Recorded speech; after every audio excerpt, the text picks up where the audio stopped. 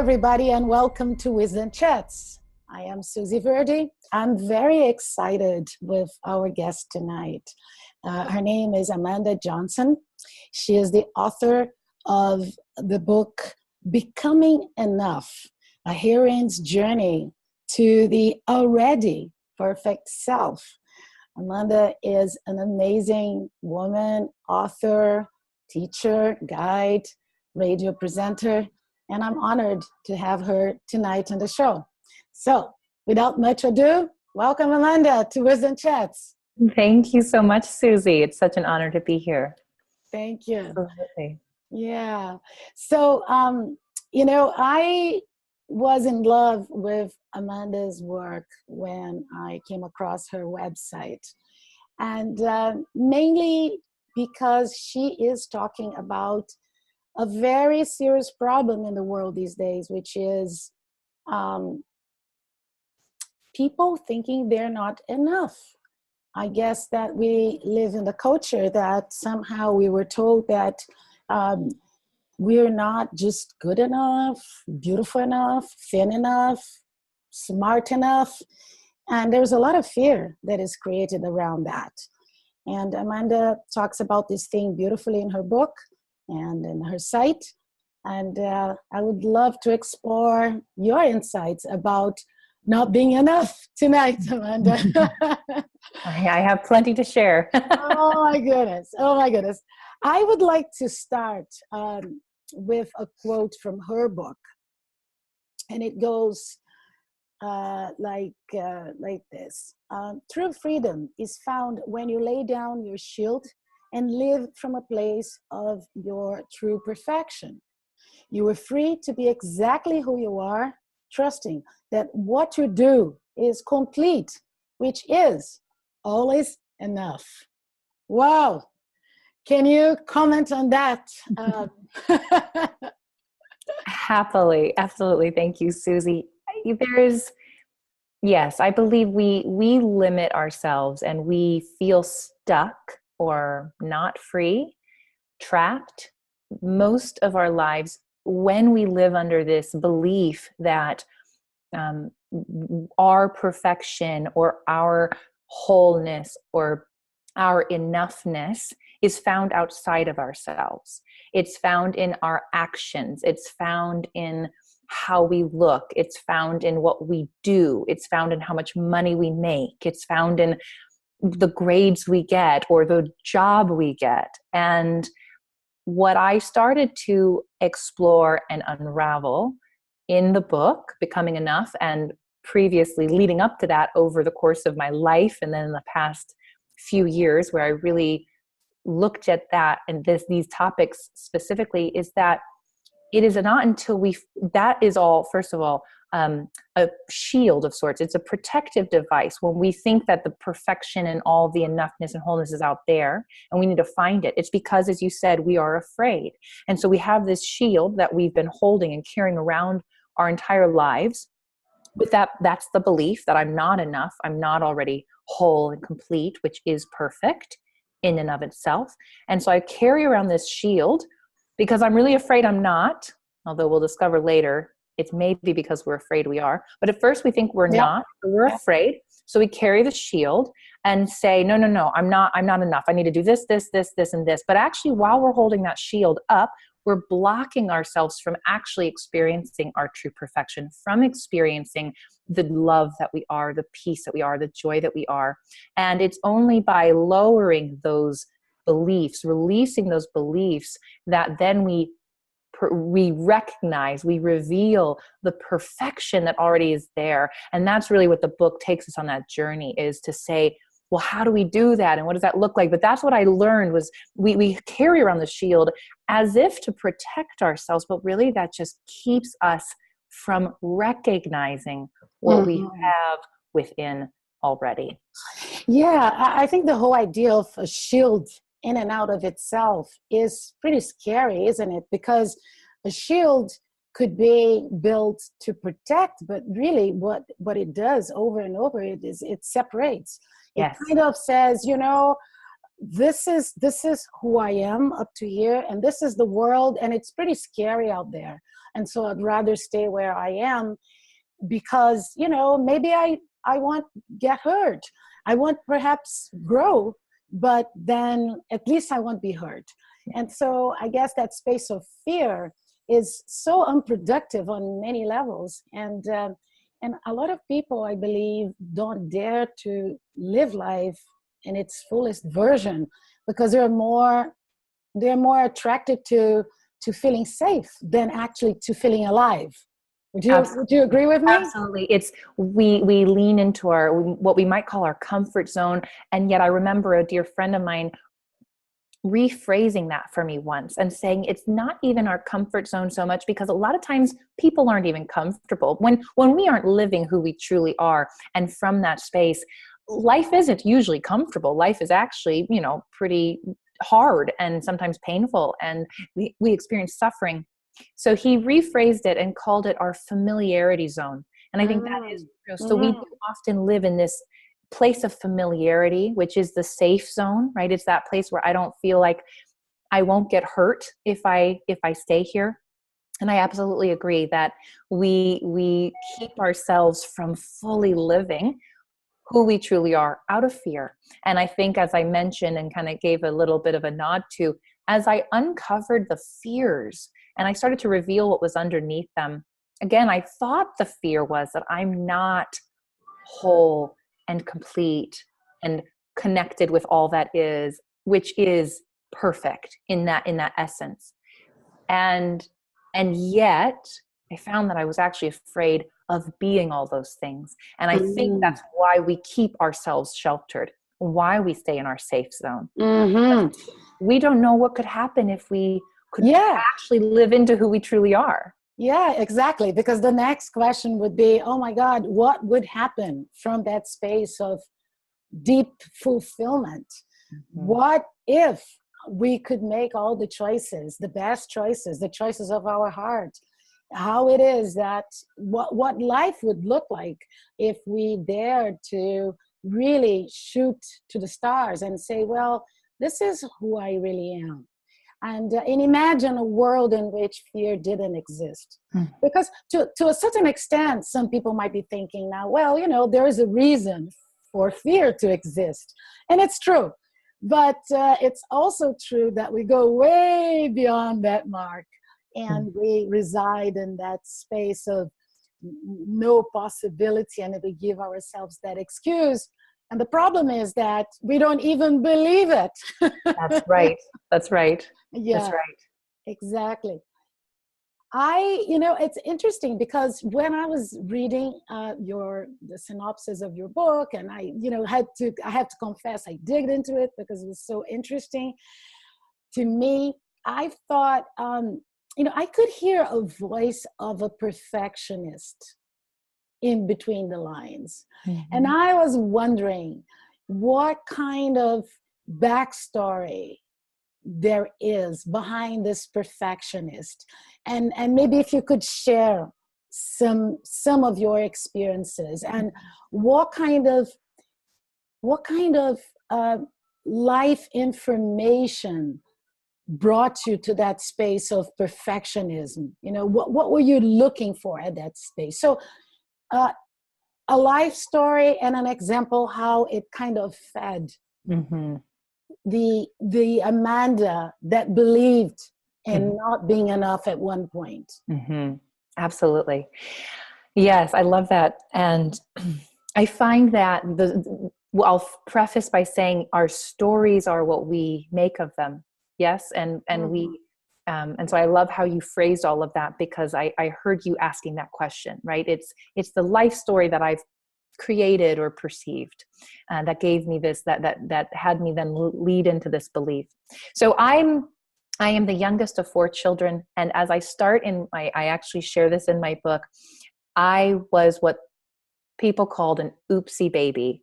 And that was probably the very first piece of information that I took, that I chose to place meaning on and say, oh, I was a mistake, therefore I was unwanted.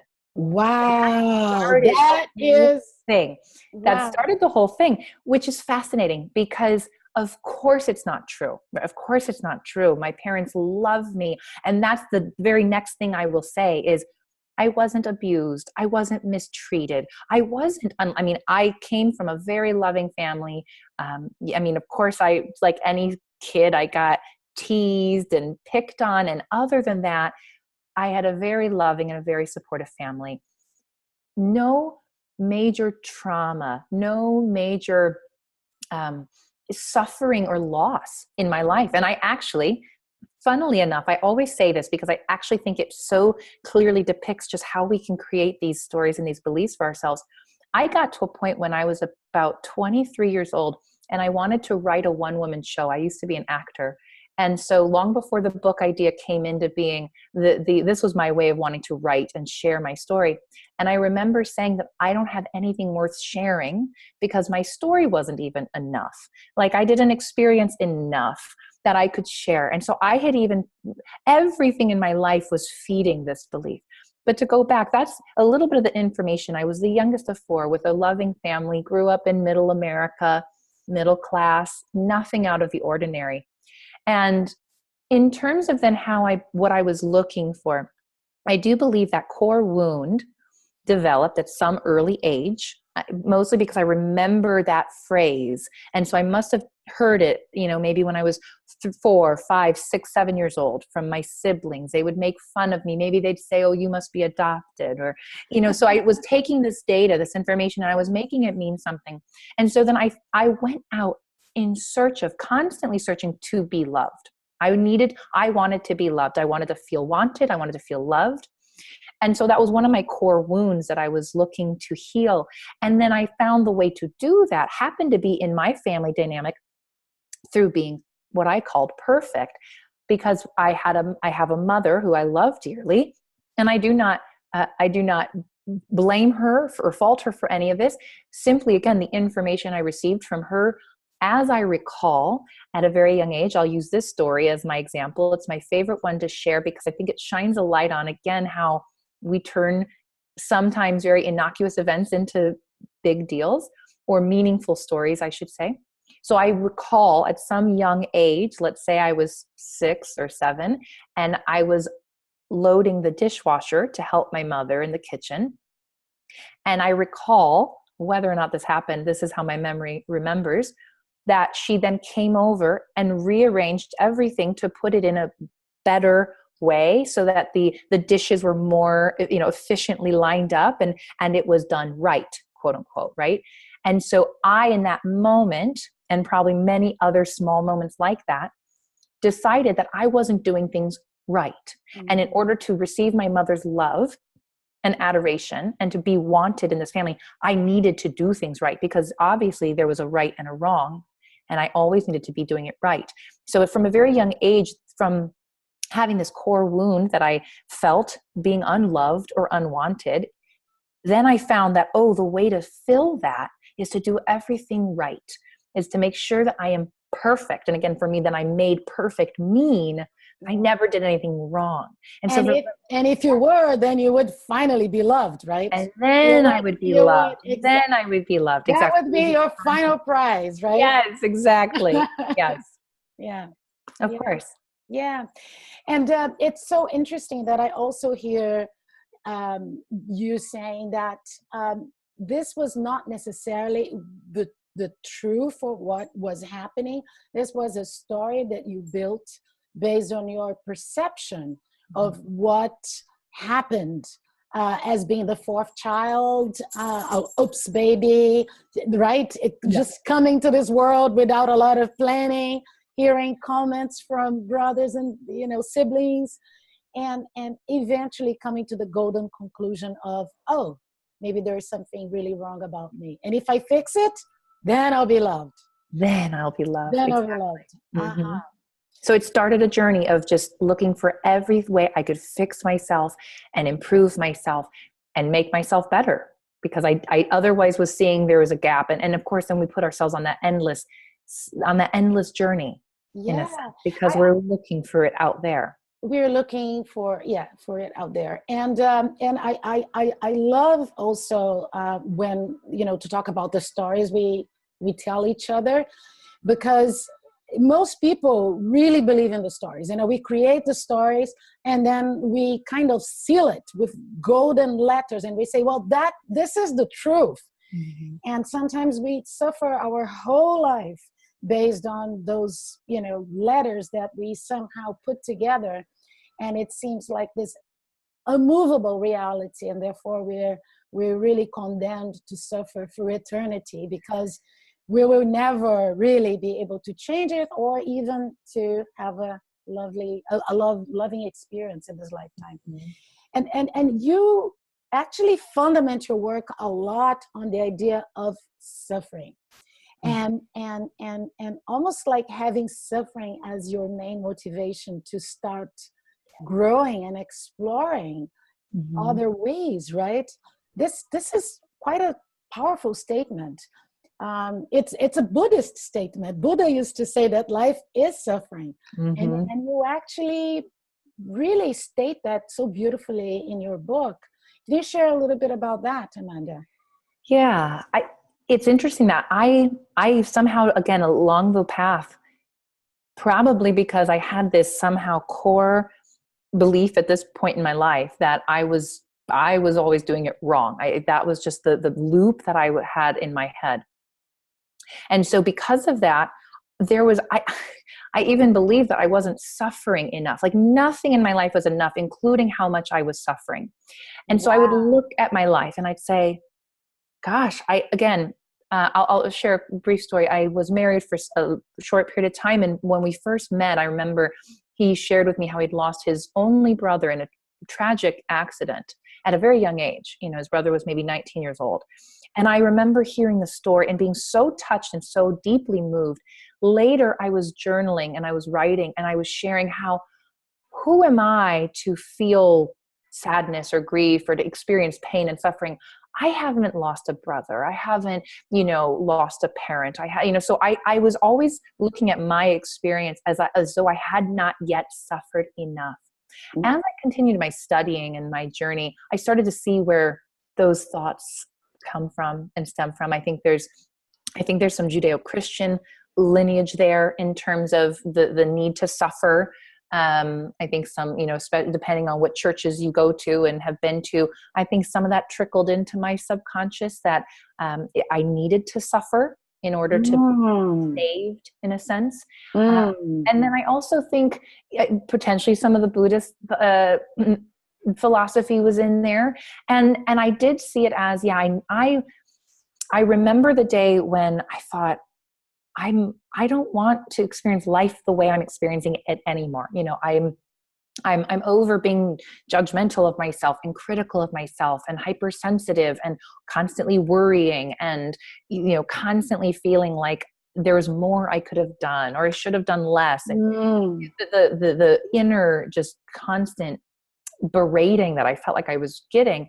And I thought, I really want to be done with it. But I noticed that in that moment, I thought, but can I? Like, I don't know if I've suffered enough. And then it was later on my journey that after I'd spent a couple of years really delving into all of this, and I had this really big aha moment. I was like, oh my goodness, I am perpetuating my own suffering because I don't know who I would be without it. So I started out thinking I hadn't suffered enough. It had become your identity. My identity. I realized I was clinging. I was fully attached to this woman who's never enough and is constantly needing to fix herself and is always reading the next self-help book and is always taking whatever it was, because without it, I literally had this moment of, who would I be if I was okay? And I felt an emptiness and I felt a lot of fear in that moment. So that was a moment to go, I've been creating my own suffering so that I don't need to experience who I truly am. Mm-hmm. Yeah. Wow. Yeah. I absolutely love that. As a matter of fact, I was going to ask you, where in your story was the moment that you actually identify as being the trigger event to actually that actually inspired you to make that powerful decision of moving from a space of uncomfortable yet familiar reality. That was your reality. That was your identity. You were creating that reality through those lenses because the identity of suffering was so strongly present in who you thought you were. And then boom, something happened and you had a breakthrough and you realized something much bigger about yourself. And can you share about that? Because I think this could be so useful for people that perhaps right now are going through a moments of intense suffering and perhaps are not even aware of the fact that no matter how deep a suffering is or a situation, how hard a situation may look like, there is a point in which one could go through a tremendous breakthrough of realization and then start living from a completely different space. Mm-hmm. That's what I call real transformation. It's not necessarily external. As a matter of fact, it's always internal at right. the first moment, right? Mm-hmm. So what was that specific trigger, Amanda, do you think? Well, that's a great question, Susie. And it's interesting because, again, on my journey, I thought, it's not enough, is it? I had in my mind that it needed to be something big, that it needed to be, I found myself in the gutter with needles and bottles and, I thought I needed that to shake me out of it. And it wasn't. The trigger point that I'll share, whether or not it was actually the trigger point, in terms of like why I was inspired, I'm not sure. But the piece that I always point to is, now it's been maybe 5 years ago, I was having lunch with a friend, a new friend. I just met her, and we were talking. I talk this stuff, I was talking about whatever this looked like then, and, probably philosophy and religion and why we're here. And I'm sure I was asking some questions like that, as I have tended to do most of my life. And so we were having a lovely conversation, and she said, "Have you ever read The Power of Now by Eckhart Tolle?" And I said, "No, I don't even," I said, "Maybe I've heard of it. I'm not even sure." And for some reason, and again, now I know there's no some reason or coincidences, I listened and I said, I'm going to go check that out. And then very shortly after, I had another conversation with a different friend. And she said, and we were talking about maybe similar things. And she said, "Well, have you ever read The Untethered Soul by Michael Singer?" "No, I haven't heard of it." So now I have 2 book recommendations within a very short amount of time, maybe a week or so. And I said, I'll just get both of them. And so I downloaded them both onto my Kindle and I read them back to back. And for whatever reason, they were exactly what I needed in that moment. And they spoke to me wholeheartedly. And that to me was the moment of inspiration. That for me was that moment of saying, I want to go I can go a different direction. It was exactly what I needed. Hallelujah. Hallelujah. Yeah, hallelujah. I said, I all makes happen to sense. be very familiar with those 2 books. And what I would add to what you're saying, and I would love to hear you deepen your understanding of those books, but is the concept that we can actually develop a space in which we observe what Eckhart Tolle calls the pain body, right? Which is like, it's not necessarily who you are, but it's what is happening to you in terms of your emotions that are triggered by your stories. But still, you are on the center and you can actually hold the space for whatever it is that is happening, to just be as strong or as slim or as soft as you're able to make it. Yes, absolutely. And those 2 books, they complement one another so well in that they really share the same core message in 2 different ways. And I think because of that, I was able to hear it again and hear it repeated. And that was absolutely the core of it. There were so many things I took away from those books. And I would say that was the key piece. I learned what it meant to become the observer. Yeah. And in that moment, my life, it was a transformation. It was a literal, wonderful. Yeah, and to your point, Susie, my life externally did not change. I didn't make a lot of money or find a new boyfriend or move to a new home or none of that. I didn't get a new job. I simply observed, I perceived life differently. That was the key. And of course, it just started the process, right? That opened my eyes to a new way of being in this world.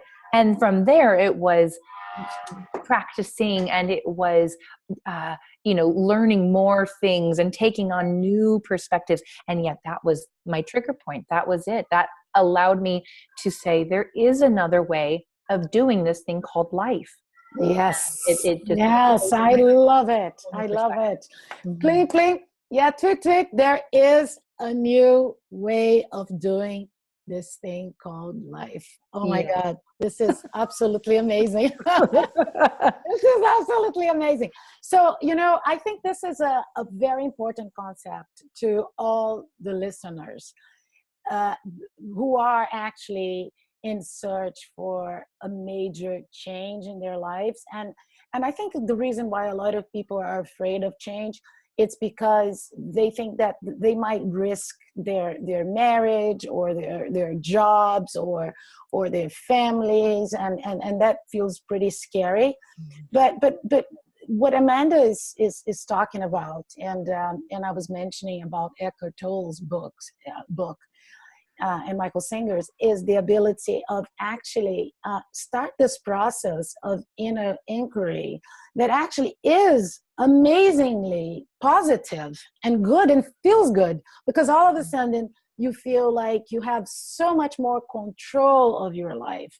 And by resignifying a lot of what you perceived as being you, you can actually start creating some pretty amazing new, I would say, realities, right, in your life. So as you said, no new job, no new boyfriend, no big bucks, and yet your life changed completely, right? Yeah, exactly. Yeah, amazing. And go ahead. Go ahead. No, I was just going to say that we're coming to the end of part 1 of our interview tonight. It's so delightful, this conversation. I can't believe. So I would just follow up a little bit with your last comment, and then we're going to close part 1 of Wisdom Chats with Amanda Johnson, and we'll continue on part 2. So please, Amanda, go ahead. I wanted to add that in terms of our lives not changing externally, and I think that's so true, that's what might keep many of us from even dipping our toe in the pool and exploring what this new way of life is. It's for me, it took a while, because I did think that I either was doing it for that, right? So this idea of, well, I'll read these books, I'll understand these concepts, I'll start to integrate these new ways of being so that I can make $1 million, live in a beautiful home, have the perfect marriage, etc. Right? Okay, X, Y, and Z. So that was one perspective that I had. And then of course the other perspective is that we're afraid that it might change those things, right? So we might come from 2 different ways of looking at it. What I want to say is I needed to first of all learn that the transformation, the exploration of that, and then the transformation wasn't to get to some outcome, to get to some destination. And that was an important learning for me, because I think it is equally as easy to get tripped up on this journey when I believe that once I do the work, or in a certain amount of time, then the $1 million will appear, the perfect marriage will appear, the perfect home will appear. Wow. There's the purpose of transformation is the transformation. It's not a means to an end. It's not a means to an end. It is an end in of itself, of suffering, of seeing everything around us as not enough, as not okay. And so I think that's a really key piece, is that we don't do this to get somewhere. We do it so that we can be okay exactly where we are. So we're going to continue on part 2 of this interview, and I'm going to want to know from Amanda. So the wonderful good parts of transformation and how they affected her life. So please stay with us. I'm Susie Verde. This is Wisdom Chat. Tonight, our guest is Amanda Johnson, and we'll continue on part 2. Thank you.